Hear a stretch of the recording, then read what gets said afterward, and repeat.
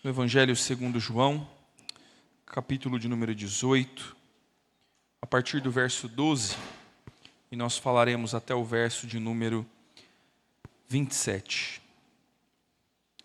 João capítulo 18, João 18, do verso 12 ao verso 27.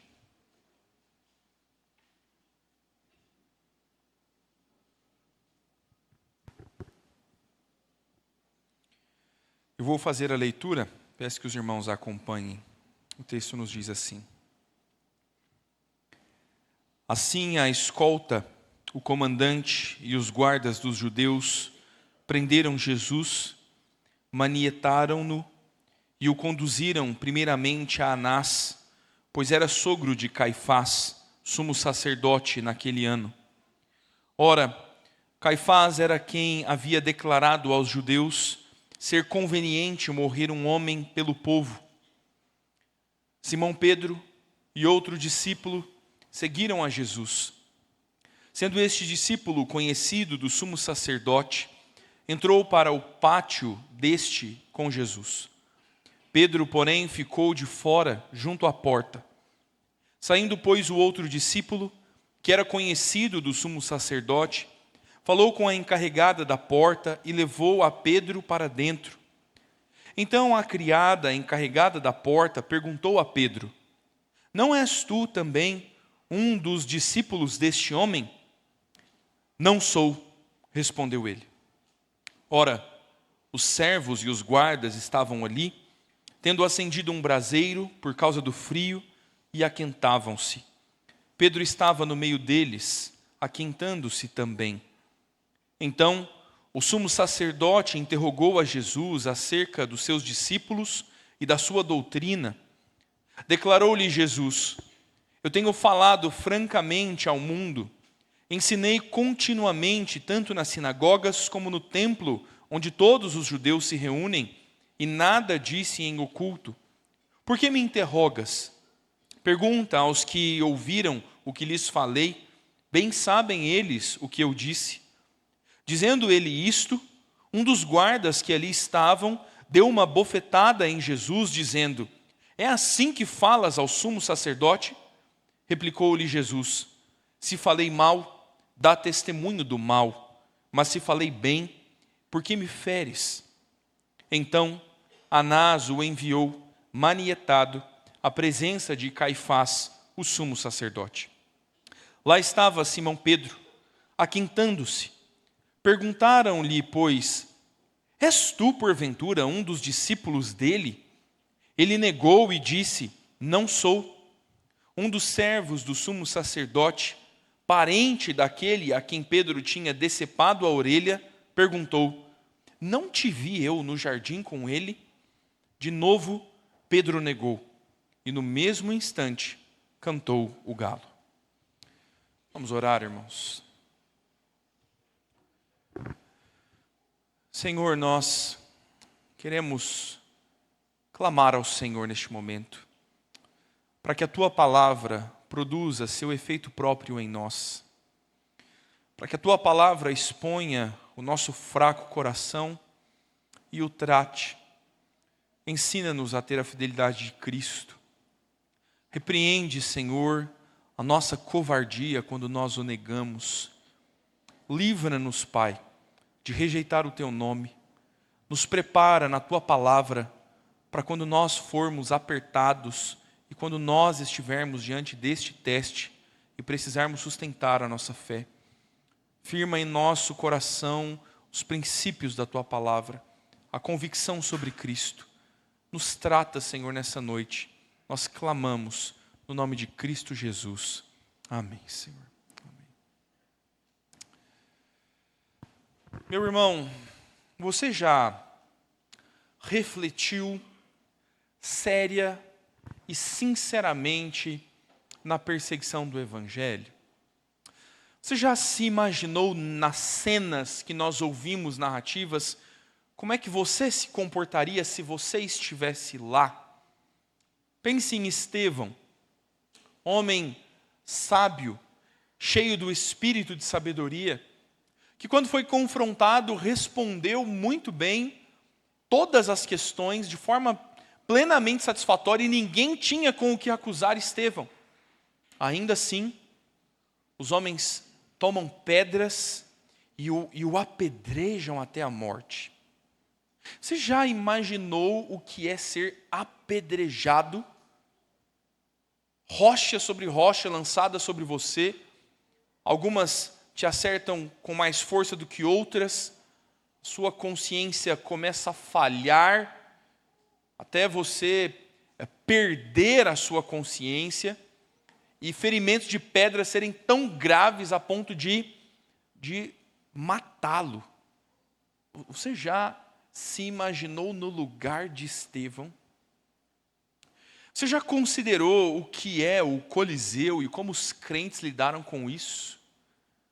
Tá bonita a música da igreja moderna, né? O Coliseu não parou a igreja. Olha que bonito. A chuva para a igreja às vezes. Meu irmão, se você em casa tem uma razão justa para não estar cultuando ao Senhor presente no culto, que Deus te abençoe. Se você não está aqui por alguma outra razão, pela chuva, pela preguiça, pelo frio, eu te convido a orar diante de Deus agora. Senhor, obrigado por poder estar em casa, no conforto do meu cobertor, num dia de frio e chuva como este. Glória ao Senhor por eu não estar na igreja agora. Meu irmão, os crentes literalmente eram lançados às feras.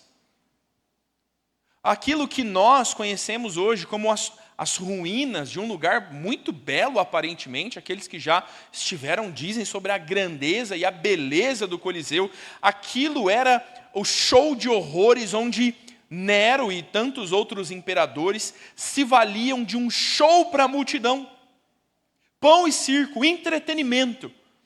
E parte do entretenimento era alimentar animais selvagens com cristãos vivos. Quantos irmãos na fé foram exigidos de negar a sua fé em Cristo? Foram confrontados e decidindo não abandonar a Cristo. Dentro do Coliseu, eles foram amarrados a toras de madeira e eles foram queimados vivos. Como você lidaria com isso? Como você reagiria com a sua fé se hoje alguém colocasse a sua vida em risco? O período da reforma não é menos caótico. Quando a família Tudor assume o poder, a Maria Sanguinária é como fica conhecida, Maria I. A rainha começa a tentar reinstaurar o papismo, a religião romana em todo o seu domínio. E uma das formas de fazer isso é perseguir os cristãos. E esta rainha que, na sua história, manda matar seus próprios familiares, não tem qualquer misericórdia de cristãos protestantes, rebeldes contra a verdadeira igreja, na sua perspectiva. Como você reagiria a um governo desse? Como você lidaria com a pressão de um governo que vai literalmente colocá-lo num tribunal e dizer: você é um desses discípulos? Porque se você é, você será queimado em praça pública. Mas essas não são narrativas distantes da história da igreja ou da Idade Média. Como você lidaria com o império de Hitler? Ele, da mesma forma, ele cercou os cristãos. Não há espaço para o cristianismo no império nazista. Como você agiria lá? Por que não falarmos dos dias de hoje? Por que não falarmos de ditaduras que estão no nosso continente sul-americano? Por que não pensarmos nos extermínios que têm acontecido com os nossos irmãos, como recentemente na Nigéria? Como você lidaria com o fato de alguém acusá-lo, chamar você e dizer: você não é um daqueles que frequentava aquela igreja na Rua Celso? Você não é aquela pessoa que de vez em quando era vista orando, agradecendo pelo alimento no horário de almoço da empresa? Você não é um daqueles que repostava mensagens de Augusto Nicodemos, que já foi degolado? Eu queria que você se colocasse nessa posição. Que você pensasse, literalmente, na tua vida, em você, nos seus filhos, nos seus parentes, com os seus medos, com as suas inseguranças, com os seus pecados. Como você lidaria com isso? Parece que Pedro fica um pouco mais corajoso no final dessa introdução, não é? Parece que a gente começa a mudar um pouquinho o nosso olhar sobre Pedro. A gente começa a entender a seriedade do pecado dele, mas a gente também consegue entender como nós precisamos deixar a nossa máscara hipócrita de lado quando nós condenamos Pedro e nós, às vezes, nos pomos no mesmo caminho de negar a Jesus. Quero falar sobre isso contigo nessa noite. Quero desafiá-lo a permanecer fiel a Cristo. Essa é a grande mensagem dessa noite. Permaneça fiel a Cristo. Você precisa permanecer fiel a Cristo. A primeira coisa que o texto nos diz é que nós permanecemos fiéis a Cristo para sermos conhecidos como seus discípulos. Somente a permanência na fidelidade nos fará sustentar o discipulado que temos com Jesus. Nenhum verdadeiro discípulo pode abandonar essa fidelidade a Cristo. Ninguém consegue manter fidelidade a Cristo sem ser um genuíno discípulo de Jesus. Pedro está sendo testado nesta circunstância. Na semana passada nós vimos o desfecho da cena do Getsêmani. Pedro, o próprio, por amor a Jesus e um desejo de preservar a vida do mestre, ele se lança contra Malco e corta a sua orelha. Pedro tenta, de alguma forma, livrar Jesus, ainda que pela força da espada. Jesus o repreende. Diz a Pedro que este é o cálice que ele tem por beber, ele vai morrer a nossa morte. E agora os soldados, o comandante e os guardas dos judeus prenderam Jesus, o manietaram, amarraram as suas mãos, e eles estão, da mesma forma com que desceram ao ribeiro de Cedron e subiram para o Monte das Oliveiras, agora eles vão fazer o caminho inverso até o pátio. Eles vão a um lugar recluso apresentar Jesus, a missão cumprida de ter este homem preso agora diante do sumo sacerdote. A distância não é longa, eles andam cerca de 1 quilômetro para conduzir Jesus primeiro a Anás, porque era sogro de Caifás, e depois a Caifás, que era o sumo sacerdote naquele ano. A cena já é estranha por si. A lei de Moisés diz que só pode haver um sumo sacerdote, e que uma vez ungido sumo sacerdote, ele o é de forma vitalícia. Só surge um novo sumo sacerdote quando aquele que exercia a função, o ofício, morre. E como é que há dois aqui? Nos parece que Anás é de fato aquele que é o grande ancião e o grande patriarca. Anás exerceu o cargo de sumo sacerdote, mas o governador Valérius Gratus, que governou a região antes de Pilatos, havia deposto Anás do seu cargo de sumo sacerdote. Isso não existe na lei de Moisés, mas agora são os romanos que dominam sobre nós. E se os romanos disseram que Anás não será mais sumo sacerdote, Anás tem que se submeter ou ele tem que morrer. Anás então deixa o cargo do sumo sacerdócio e seu genro Caifás é quem o assume. Mas parece que há uma divisão entre eles. Os judeus ainda consideram com estima Anás. Talvez tenham religiosamente Anás como o verdadeiro e genuíno sumo sacerdote, aquele que foi ungido primeiramente.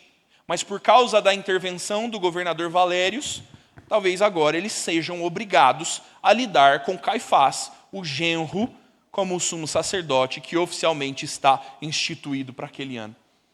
Isso vai fazer com que Jesus seja posto em mais de um tribunal e mais de um sacerdote examinem a Jesus, e ao mesmo tempo, nenhum desses dois tem genuinamente o sacerdócio nas mãos. Isso é quase uma piada. Um deles é genuinamente escolhido, mas foi deposto pelos romanos. O outro foi escolhido pelos romanos, mas não pode ser sumo sacerdote de fato, enquanto o anterior não morreu.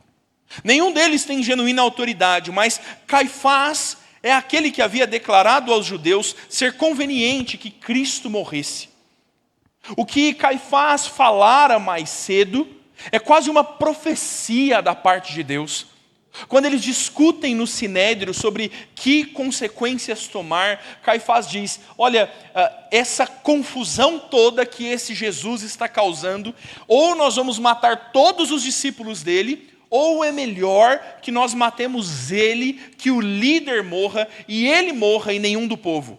Então é melhor que um só homem morra por todo o povo, pelo bem geral da nação. Mal sabe ele que essa artimanha contra Jesus é, na verdade, o decreto de Deus se cumprindo na boca de um ímpio. Eis a soberania de Deus. Eles estão agora, então, no pátio, num lugar recluso, particular, não facilmente acessível. E Simão Pedro e o outro discípulo seguem a Jesus. Parece que Tiago já não está mais nessa narrativa. Talvez tenha ficado, talvez tenha ido avisar os outros discípulos da prisão do Senhor Jesus. Nós não sabemos de fato o que houve com Tiago. Mas Pedro e o outro discípulo seguiram a Jesus, e este outro discípulo que é narrado é conhecido do sumo sacerdote, e por isso ele tem livre acesso ao pátio para onde levam o Senhor Jesus. Quem é este outro discípulo? Alguns tentam dizer que é algum membro do Sinédrio que havia se convertido a Cristo.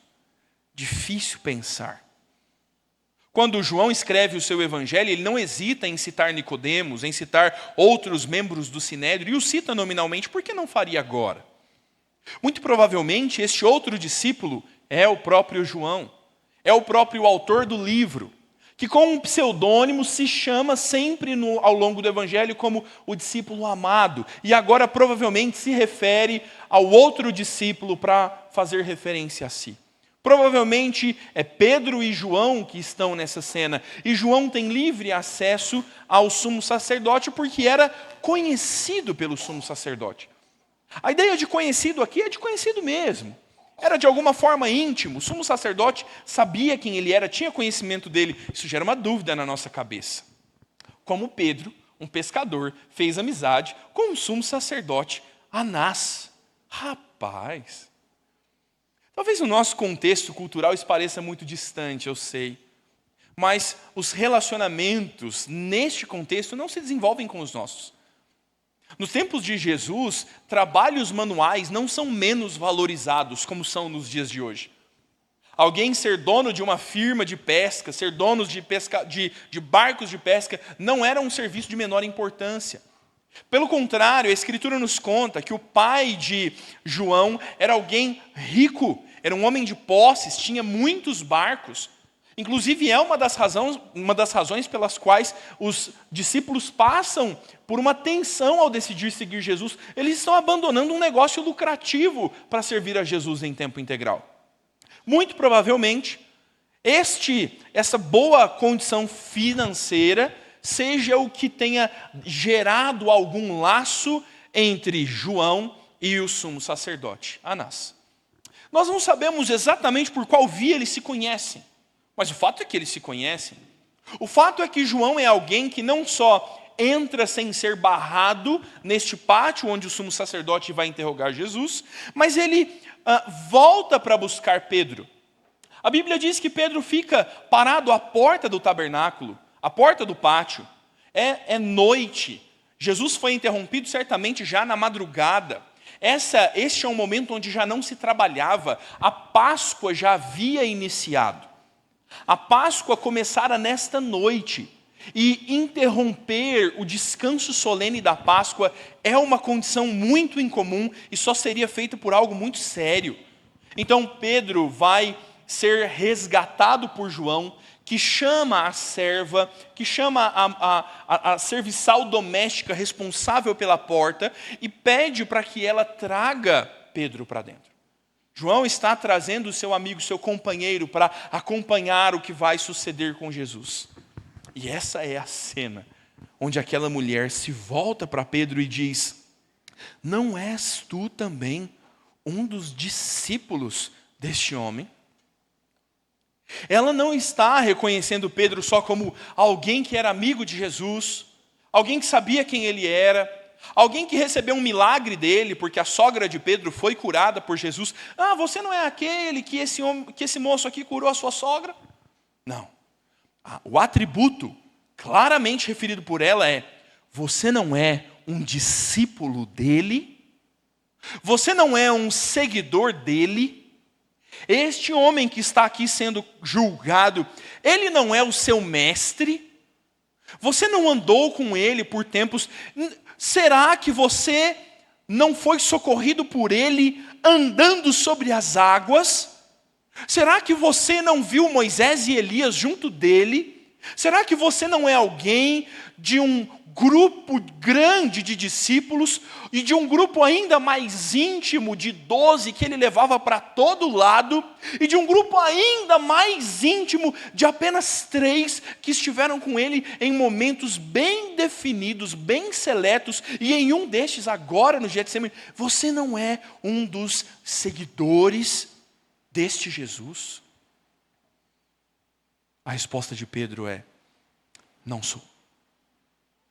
Não sou. Camarada, minha irmã, quem está perguntando é a porteira do pátio. Você entende isso? Pedro já está temendo. Pedro está se acovardando, como se estivesse já diante de um tribunal, e ninguém o ameaçou a vida. É a porteira do pátio que perguntou: você não é um discípulo dele? E João, que é também conhecidamente um discípulo, já entrou e já saiu e entrou de novo. Será que ser discípulo dele realmente custaria a vida? O temor de Pedro é tão grande que ele se recusa a ser chamado discípulo de Jesus. Ele entra, porque a serviçal lhe abre a porta. Os mesmos guardas e servos e o grupo que havia prendido Jesus, certamente com outros que estariam ali a serviço no templo, acendem uma fogueira, vão se aquentar no fogo. É madrugada, Pedro se junta a eles, certamente assiste à distância o diálogo que vai suceder. Meus irmãos, nós não podemos nos esquecer de que Deus está governando essas coisas. Muito falei na semana passada sobre o governo soberano de Deus, e parece que o evangelista João está nos lembrando de novo aqui, que Jesus ser submetido a Anás e Caifás é o cumprimento do decreto de Deus. Deus não perdeu as rédeas, Ele sabe muito bem por onde está conduzindo todas essas coisas. Mas perceba que curioso, o decreto de Deus envolve agora um teste aos discípulos. O fato de Jesus morrer por todos está se cumprindo como Caifás desavisadamente tinha anunciado. Mas agora, os próprios discípulos estão envolvidos nessa tensão. João está tentando se aproximar de Jesus, ver o que vai acontecer, e Pedro está sendo confrontado por uma simples e vaga pergunta. Aquela serviçal não está acusando Pedro. A pergunta dela talvez seja até irônica, talvez seja uma pergunta meramente curiosa, mas Pedro a recebe com uma pergunta acusativa, com uma pergunta perigosa. Pedro quer se manter distante de Jesus. Ele quer o acompanhar ao longe. Ele não quer que nenhuma ligação seja encontrada entre ele e Jesus. Pedro está perto fisicamente de Jesus, mas o coração de Pedro já recuou do seu Cristo. Já abandonou o seu mestre. Quantas vezes nós andamos assim? Quantas vezes a nossa presença física parece se aproximar de Jesus? A gente está na igreja no dia chuvoso. Glória a Deus! Venci esta batalha para a tua honra, Senhor. Abri o guarda-chuva e cheguei na igreja. E que importa nós estarmos fisicamente na igreja? E qual é a implicação de nós nos auto-intitularmos cristãos? De nós descrevermos o perfil da rede social, guarulhense, 32 anos, casado com a @SaraNRTucci. Não, eu não tenho 32, eu tenho 29 ainda. Presbiteriano, calvinista, reformado. Porque eu quero que todo mundo saiba no que eu acredito. Mas e quando eu sou pressionado? E quando o meu conforto está em risco? E quando ser reconhecido como um seguidor de Jesus tiver algum preço? Às vezes nós queremos mesmo seguir Jesus de longe, manter alguma distância segura entre nós e Ele, e em situações que sejam um pouco mais tensas, não ser contado entre aqueles que estão com Ele. Jesus já havia advertido Pedro sobre esse risco, e nós precisamos ser advertidos e cuidarmos de como nós andamos com o Senhor Jesus. Jesus expõe claramente que não é possível ser meio discípulo, ser meio seguidor. Ele exorta os seus dizendo: quem comigo não ajunta, espalha. Quem não é por mim, é contra mim. Quando as multidões se avolumam ao entorno do Senhor Jesus, quando o seu discurso se torna popular e muita gente está curiosa para saber do que fala esse homem, a resposta de Jesus às multidões é endurecer o discurso. E por diversas vezes nos evangelhos nós vemos a referência de ditas essas coisas, muitos deixaram de segui-lo. Porque não é possível segui-lo parcialmente, não é possível ter meio compromisso com ele, manter-se distante, manter-se secreto. Crente 007, eu só puxo aqui a minha insígnia de polícia civil quando eu quero. Só dou a minha carteirada cristã quando me convém. E quando não me convém, eu quero ser conhecido distante. Este momento deveria ser a glória de Pedro. Meu irmão, isso é a glória da vida cristã. Alguém se voltar para nós e dizer: não é você que segue Jesus? Isso aqui é o auge, meu irmão. Pela nossa fala, pelas nossas ações, pelos nossos testemunhos, pelo nosso amor, pela imitação de Jesus, alguém dizer: não é você aquele que anda com Jesus? Isso deveria ser a coroa do discipulado, ser conhecido como um imitador de Cristo. Os discípulos se gloriam quando lá em Antioquia são chamados cristãos. São imitadores de Jesus. Paulo se gloria disso e diz: me imitem porque eu imito a Cristo. Como nós reagimos quando nós somos assim conhecidos? Se hoje houvesse um inquérito do STF para investigar cristãos, você seria condenado mesmo? Você seria condenado? Ou alguém numa sala de investigação diria: não, esse aí, rapaz, esse aí, ele vai na igreja, ele posta alguns Nicodemos, mas é só isso aí mesmo, ele não é crente de verdade não. Não se preocupem com ele, esse aí não vai fazer estrago. Como nós somos reconhecidos como discípulos? Isso é para nós aquilo pelo qual vivemos, imitar a Cristo. Isso é a razão última da vida, ensinar sobre Jesus a outros, conduzir pessoas até Ele e sermos reconhecidos como seus imitadores. Ou isso seria para nós a grande tensão da vida? Você precisa ser fiel a Jesus, perseverar nessa fidelidade a Cristo, para ser um verdadeiro discípulo.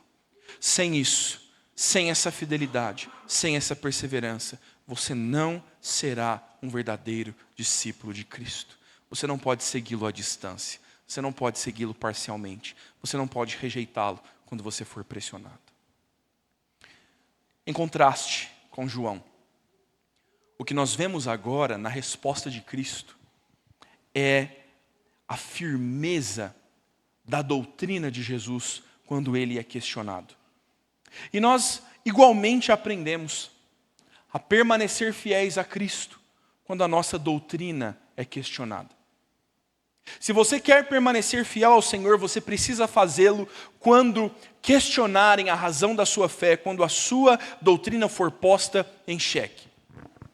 Jesus está diante do sumo sacerdote, e este que nós entendemos ser Anás, este que é o sumo sacerdote que vai fazer uma primeira interrogação e depois recomendá-lo a Caifás, ele começa a perguntar acerca dos discípulos e da doutrina de Jesus. A resposta do Senhor é clara. Jesus diz: tenho falado francamente ao mundo. Os meus ensinos não são dúbios. Eu não sou um desses altercadores que fica ajuntando pessoas para fazer qualquer arruaça. Os meus ensinos são públicos, falo francamente. E ele dá referências do seu ensino. Ele diz: o meu ensino foi feito na sinagoga e no templo e nos lugares onde todos os judeus se reúnem. A resposta de Jesus a Anás é dizer: você sabe o que eu ensino e você sabe quem são os meus discípulos.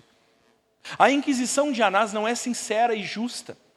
A inquisição deste falso sumo sacerdote destituído do cargo não é genuína. Ele não quer saber o que Jesus ensina, ele não vai fazer um justo julgamento sobre Jesus. Ele já no seu coração sentenciou a culpa de Jesus. Ele sabe o que Jesus havia ensinado e Jesus sabe que ele conhece esses ensinos. Jesus diz: por que me interrogas? Pergunta aos que ouviram o que lhes falei. Pergunta aos meus ouvintes, bem sabem eles o que dizem. A fala do Senhor Jesus é a fala de alguém que conhece o processo de julgamento de um herege. O Senhor Jesus sabe que o rito que deveria ser seguido pelo sumo sacerdote não é chamar o réu e confrontar o réu, é chamar as testemunhas e ouvi-las. Jesus diz: pergunte às minhas testemunhas. Mas Anás sabe que se ele for consultar as testemunhas de Jesus, ele não ouvirá acusações contra Jesus. As testemunhas não falarão mal de Jesus. Elas testemunharão de que Jesus é o Filho de Deus. E Anás sabe disso porque ele já o fez. Um claro exemplo é no próprio Evangelho de João, um texto que nós pregamos aqui na igreja, quando o cego de nascença é curado por Jesus e ele é chamado pelo sinédrio para ser interrogado. E a resposta daquele cego é: eu não sei quem ele é, eu não sei como ele fez, uma coisa eu sei, eu era cego e agora vejo. E um homem que faz obras como essas não é um homem pecador. É o testemunho de Cristo. E Anás não pode consultar as testemunhas, não pode seguir o rito, porque elas vão testemunhar que Jesus é inocente. Ele quer forjar provas contra Jesus. Ele quer de algum modo extrair uma confissão ali perante todas as testemunhas para ter uma desculpa com a qual ele possa condenar a Jesus. Mediante essa resposta, um dos guardas que está ao lado, ele acerta um golpe de mão aberta no Senhor Jesus. O nosso Senhor recebe um forte tapa no rosto. Esse homem, este guarda odioso contra Cristo diz: por que você está tratando o sumo sacerdote assim? A resposta de Jesus para ele é: se falei mal, dá testemunho, mas se falei bem, por que me bates? Jesus está dizendo para aquele homem: qual é a minha culpa? Porque você me bate, você não tem com o que me acusar. Jesus, diante do primeiro tribunal que enfrenta, ele é irretocável. Nós vemos o apóstolo Paulo, no livro de Atos, falhar nessa exata cena. Quando Paulo é questionado pelo sumo sacerdote, Paulo chama ele de pele esbranquiçada. Paulo xingou ele, sabia? É xenofobia, pastor. Mas Paulo falou. Esse é um xingamento semelhante a sepulcros caiados. Paulo está dizendo, não adianta passar tinta pelo exterior, não, você é todo podre por dentro. Paulo de fato o ofendeu. E Paulo foi chicoteado por isso. E sabe o que Paulo fez? Paulo pediu desculpas ao sumo sacerdote por ter o ofendido. Do que Jesus tem que pedir desculpa? Em que Jesus é ofensor? Jesus é íntegro. Jesus é perfeito. Jesus é impecável. Podem revirar seus ensinos, sua doutrina e seus discípulos. Não há nele pecado. E a mesma doutrina que ele ensinou, os mesmos princípios que sustentou, agora, quando Cristo é pressionado num tribunal e tentado a falar e se autoacusar, Cristo sustenta a sua doutrina, a sua fé, o seu ensino com fidelidade. Se nós queremos ser fiéis a Cristo, nós precisamos lidar com as pressões da mesma forma que Cristo lidou. Vivermos uma vida íntegra, vivermos uma vida justa diante do Senhor, para que quando formos acusados, sejamos acusados falsamente, que ninguém tenha acusações contra nós. Quem escreve sobre isso é o próprio Pedro, na sua primeira carta, dizendo que contra os crentes, que ninguém tenha com o que lhes acusar, mas se forem acusados falsamente, então que sofram por Cristo. Irmãos, eis o bom exemplo do Senhor Jesus. A vivermos na mesma pureza e na mesma santidade que Cristo, nos submetendo aos homens na certeza de que não há nas mãos de qualquer Anás ou Caifás autoridade sobre nós. Cristo não se acovarda porque Ele conhece a genuína autoridade que há de atestar os seus feitos. Igualmente nós precisamos lidar com quaisquer tribunais que sejamos postos nesse mundo, sabendo quem é a verdadeira e soberana autoridade sobre nós. O apóstolo Paulo escreve aos Coríntios dizendo, muito pouco se me dá a ser julgado por vós outros ou por qualquer tribunal humano. O Tim Keller escreve um livro fantástico sobre esse texto, falando sobre o ego transformado. Paulo diz, não me importa o que os outros pensam, não me importa o que o tribunal de vocês determina sobre mim. Mas Paulo também diz, pouco importa o que eu penso sobre mim, porque de nada me argui a consciência. Eu não me importo com o que vocês dizem, eu não me importo com o que eu penso sobre mim. E Paulo diz, pois quem me julga é o Senhor. Nosso Cristo se submete a este tribunal, sabendo o julgamento de Deus sobre ele. E nós igualmente precisamos seguir a Cristo. Viver uma vida justa, sábia, íntegra, pura, diante de Deus. Sabendo que nós seremos julgados pelo Senhor. E se nós somos aprovados por Deus, se seguimos a doutrina do Senhor, se sustentamos com a nossa vida as verdades do Evangelho, que importa o que os outros pensam sobre nós? Que importa se outros nos acusarem de malfeitores, quando Deus nos chama benfeitores? Que outros nos acusem de arrogantes, quando Deus nos diz, essa é a minha verdade? Que outros nos tenham por religiosos, por falsos, por hipócritas, quando Deus conhece a sinceridade do nosso coração. Nós vivemos uma vida diante do Senhor, para que quando formos pressionados, não tenhamos do que nos envergonhar, não precisemos nos recatarmos, e nós possamos sustentar em todo o tempo a vida justa que vivemos, porque vivemos imitando a Jesus. Se você quer permanecer fielmente a Cristo, você precisa viver uma vida íntegra como o Senhor e sustentar a sua doutrina quando você for questionado. Mas saiba que ainda que você faça tudo certo, não negue as suas verdades e as sustente como Cristo, você vai tomar umas bofetadas de mão aberta no seu rosto.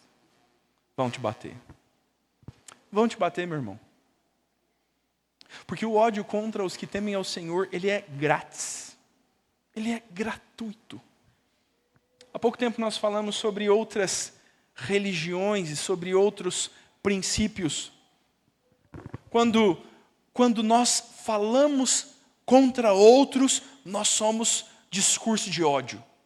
Quando outros falam sobre nós, é liberdade de expressão. Você vai ser cercado. Qual é a razão para se tolerar todo tipo de doutrina no mundo? Ninguém está brigando com a Sharia islâmica, mas contra o evangelho há uma guerra, porque essa é a verdade do Senhor. Jesus nos advertiu dizendo: basta ao servo ser como seu senhor. Se a mim chamaram Beelzebu, a vós outros chamarão também Beelzebu. Se odiaram a mim, odiarão vocês. Jesus acabou de ensinar no capítulo 16, 17. Este mundo os odeia porque vocês não são do mundo, e nós seremos como Cristo, ainda que irretocáveis no nosso juízo, ainda que não tendo com o que nos acusar como malfeitores, nós ainda seremos esbofeteados, porque este mundo nos odeia, e Ele fez assim com o nosso Senhor. Mas, meu irmão, enquanto Pedro nega Jesus, Jesus sustenta a fé. A graça de Deus é a fidelidade dele e não a nossa. A minha casa antiga, ou a casa dos meus pais, lá naquela cidade que você já sabe qual é, né? Outro dia me marcaram aí, foi a Karen, né? Tinha um post no Instagram assim: diga uma frase típica do seu pastor. Esta irmã que está aqui escreveu assim: lá em Lambari. Mas lá em Lambari, os meus pais moravam dentro de um quartel espiritual, sabia? Porque a nossa casa fica numa rampa de acesso entre duas ruas. De um lado da rua, Igreja Mundial do Reino de Deus. Na rampa de acesso, Assembleia de Deus Ministério, um ministério lá muito doido. Eu não sei qual ministério que é, mas os irmãos são fervorosos e a gente ouvia. Eu não vou imitar no microfone. Se fosse escola dominical, me lembra numa escola dominical que eu te mostro. O irmão imitava um glória lá e ia acelerando glória, glória. Rapaz, era um negócio impressionante. E na rua de cima, Internacional da Graça. E essa turma tem culto todo dia. Rapaz, um capeta não passava no raio de 1 quilômetro do quarteirão. E eles mais crentes que nós em muita coisa, muito mais fervorosos pelo menos. Um belo domingo eu levantei, esfregando os olhos, sonolento, e entrei no banheiro de casa, e o culto já tinha começado. E eles cantavam aquela música que em um dos seus trechos diz assim: Tu és fiel, Senhor. Tu és fiel, Senhor, meu Deus, fiel a mim. Rapaz, nos primeiros minutos acordado no domingo, sem ter esfregado o rosto na pia, posto um café seco para dentro, ouvi essa música, não dá, meu irmão. E a minha indignação no meu banheiro, 7 horas da manhã, era: aonde que Deus é fiel a mim? A quem sou eu? Aí em seguida a gente canta: um pobre pecador, né? Um fraco e tão devedor. Quem sou eu para Deus ser fiel a mim? Deus é fiel a Ele. Ele é fiel à sua palavra. Ele é fiel ao seu caráter. Ele não precisa mudar porque os seus planos são perfeitos. Ele fala, ele sustenta a sua palavra, e nem um i e nem um tio passarão. Ele é o alfa e o ômega, ele está no princípio e no fim do mundo, e todas as coisas acontecem conforme o conselho da sua vontade. Ele é fiel a si, a glória dele é a nossa segurança. E quando nós, como Pedro, falhamos e rejeitamos ao Senhor, ele permanece fiel, porque não pode negar a si mesmo, diz a Escritura. Esse é o nosso Cristo. Talvez você se veja Pedro vacilante. Cristo não vacilou, meu irmão. Cristo não falhou. Cristo não retrocedeu. O Senhor Jesus está como sempre esteve e governa o mundo com plena segurança. Nós podemos permanecer fiéis ao Senhor, porque Jesus mantém a sua fidelidade e Ele nos sustentará quando a nossa doutrina, quando a nossa segurança, ainda que nós falhemos. Cristo não vai falhar. Mas em terceiro e último lugar, o texto nos diz que nós devemos permanecer fiéis a Cristo, ainda que a nossa vida esteja em risco. Nós precisamos permanecer fiéis a Cristo, ainda que nós sejamos testados até as últimas instâncias. Diz o autor de Hebreus, vocês ainda não têm resistido até o sangue. Mas ainda que o sejamos, o Senhor nos chama a fidelidade até estas circunstâncias. E lá estava Simão Pedro, diz o verso 25. Presenciando a defesa de Jesus, a fidelidade de Cristo. Quanto não se conduía Pedro? Nós não sabemos o que se passa no seu coração. Anota no seu bloquinho de coisas para perguntar quando chegar no céu. Como será que lidava Pedro vendo Jesus sustentar a sua fé? Vendo Jesus não vacilar ante os seus acusadores, e Pedro lá estava aquentando-se no fogo. Perguntaram-lhe, pois, és tu porventura um dos discípulos dele? A chance de dizer, sim, eu sou. Porque perguntaram para ele o que ele ensinou, e ele disse, o que ensinei, é público o meu testemunho, todos os judeus ouviram, todos os meus ouvintes podem dizer do que eu disse. E Pedro agora poderia dizer, sim, eu sou testemunha de Jesus. Se vocês querem saber o que ele defende como doutrina, o que ele ensina, eu sou uma dessas testemunhas das quais ele acabou de dizer, eu sou discípulo de Cristo. Pedro poderia ter feito. És tu porventura um dos discípulos dele? Ele negou e disse, não sou.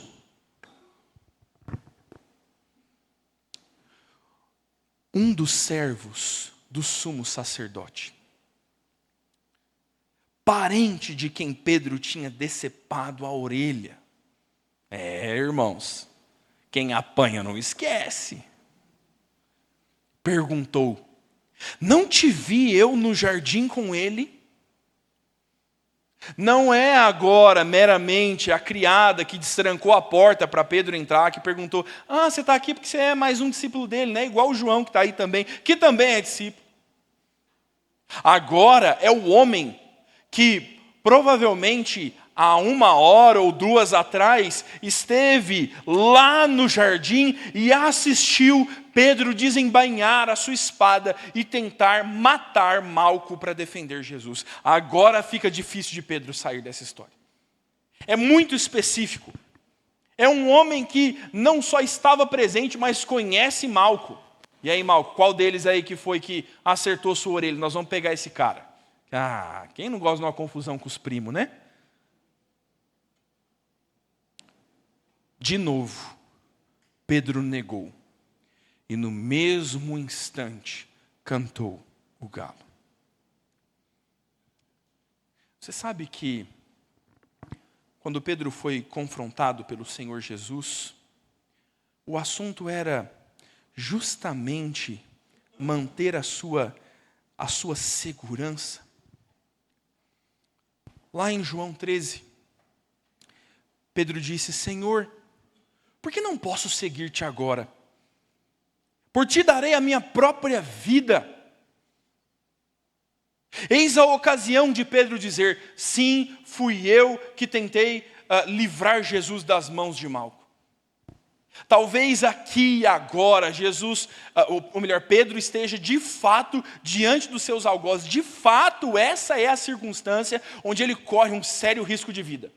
Quem garante que esse inquisidor não vai desembainhar a sua própria espada e dizer, toma essa aqui pelo meu primo. Quem garante que agora, rodeado de soldados, rodeado de guardas do templo, se esquentando num fogo, ele não seria jogado dentro do fogo? Agora é a hora do que Pedro disse lá no capítulo 13: por ti darei a minha própria vida. O Senhor Jesus disse: Simão, darás a vida por mim? Em verdade te digo que jamais cantará o galo antes que me negue 3 vezes. Agora nós vemos a circunstância se cumprir. Pedro acaba de perceber que fez o que Jesus disse que ele faria. Pela 3ª vez ele negou e então canta o galo. Enquanto Jesus se mantém firme, sustenta a sua doutrina, permanece fiel, Pedro mais uma vez vacila. Meu irmão, quais são as pressões desse mundo que te fazem vacilar? Você teme pela sua vida? Quais são os momentos em que a sua fé é posta em xeque e que você rejeita ao Senhor Jesus? Quais serão as ocasiões em que você será tentado a dizer: não sou eu? Quem é que andou escrevendo versículos na parede aqui do cantinho do café, no quadro do café? Não, fui eu. Quisera eu fosse isso. A sua religião permite namoro de julgo desigual? Eu não. Eu não tenho nada a ver com isso aí, não. Não é a igreja de vocês que não permite mulheres pregarem no púlpito? Ah, eu não sei disso aí não. Isso aí é coisa do Supremo Concílio. Eu não entendo nada disso aí não. Não é você o intolerante que diz que as seitas heréticas não herdarão o reino dos céus porque não acreditam em Cristo? Não, imagina, não, Deus é amor, longe de mim. Não é você que rejeita Jesus no seu coração? Não é você que fala assim: Jesus, olha para lá agora, que eu e meu namorado a gente vai ficar um tempinho aqui a sós, que todo mundo foi dormir. Não somos nós que dizemos assim: Senhor, eu queria que o Senhor me desse 5 minutinhos sem perder a amizade, que eu vou acessar um site aqui que eu acho que eu não deveria, mas é a graça, né, Jesus? Eu sei que o Senhor vai me perdoar. Senhor, eu sei que esse não é o caminho para lidar com o meu problema. O pastor me avisou. Todo mundo já me disse que não é assim que lida com isso. Mas eu estou com uma vontade de tentar, vai que dá certo. E nós pomos Jesus de lado. E nós queremos justificar tantas vezes isso. Pastor, tenha misericórdia de Pedro. Ele estava com medo. Ele estava sob pressão. Ele não conseguiu pensar direito. E os pecados que nós cometemos sob pressão são perdoáveis. E os pecados que nós cometemos por medo não são menos graves. Jesus nos disse: não temam os homens, temam a Deus. Os homens podem no máximo matar o seu corpo. Deus pode lançar o seu corpo e a sua alma no inferno. Jesus nos disse: não pequem por medo. E nós tememos demais. E nós nos tornamos fracos. E nós rejeitamos a Jesus conscientemente. E nós queremos diminuir a nossa responsabilidade dizendo: mas eu estava sob pressão. Eu fiquei com medo do que poderia acontecer. E então eu assinei um documento falso. Ai, pastor, eu fiquei com medo. Quem garante? E nós queremos justificar os nossos pecados, quando Cristo já nos apontou o caminho para lidar com eles. Meu irmão, ainda que tudo seja posto em risco, ainda que custe o teu emprego, que custe o teu namoro, que o teu namorado, que a tua namorada te abandone pela sua fidelidade a Cristo. que custe uma vaga num colégio, que custe uma reprovação no teu semestre, que você decidiu não copiar a resposta ilícita, que te custe dinheiro, que te custe não mentir para o seguro, que te custe pagar altos impostos e não sonegá-los, que te custe, meu irmão, ser rejeitado pelos teus familiares, que te custe ser odiado pelo mundo, ser tido por intolerante, ser tido por extremo conservador, que te custe a tua vida, a tua saúde, que custe, meu irmão, a tua própria morte. Não negue a Cristo, não rejeite a Jesus, porque aquele que me negar diante dos homens, eu o negarei diante de meu Pai que está nos céus. Mas aquele que me confessar diante dos homens, eu o confessarei diante de meu Pai que está nos céus. Graças a Deus pela sua misericórdia e pela sua paciência. Graças a Deus, o Evangelho não termina aqui. Tenha um encontro numa manhã de pescaria, na beira da praia, onde Jesus vai chamar Pedro à reconciliação. Talvez você esteja nessa circunstância. Talvez você esteja negando a Cristo. Talvez você esteja o seguindo distante. Talvez você precise agora começar a imitar o Senhor Jesus e sustentar a sua doutrina, sustentar a sua fé, se firmar como um discípulo de Cristo. Meu irmão, é a frase que nós ouvimos do reverendo João e ecoa: o discipulado vai te custar tudo. E agora é a ocasião de você passar a segui-lo. Você se lembra que no começo desse sermão, eu te perguntei como você lidaria se estivesse na pele daqueles irmãos em Cristo? Como você lidaria? Como você reagiria àquelas coisas se fosse com você aqui e agora? Se fosse o teu pescoço? Se fossem os teus filhos órfãos? Se fosse a tua esposa desamparada, se fosse a minha igreja chorando, leva um frango para mim na cadeia lá, hein, meu irmão, que eu vou ser preso em breve. Cuida da Sara das crianças aí. Falava isso com mais coragem quando eu não era pai. Vai acontecer. Eu vou ser posto num tribunal em algum momento, muito provavelmente. E alguém vai passar um vídeo do YouTube e vai dizer: foi você que disse essas palavras aqui. E aí, Pedro, vai acontecer com você? Como você reagiria se você estivesse na pele daqueles irmãos? Inácio de Antioquia foi um dos discípulos diretos dos apóstolos, bispo, pastor em Antioquia, preso e levado a Roma para a execução. Enquanto ele era encaminhado para a morte, ele escreveu cartas às igrejas, encorajando os irmãos em Cristo. E nessas cartas aparecem algumas das palavras mais fortes da história cristã. Sabendo que provavelmente seu destino seria o Coliseu, e ele teria a sua carne rasgada pelos dentes das feras.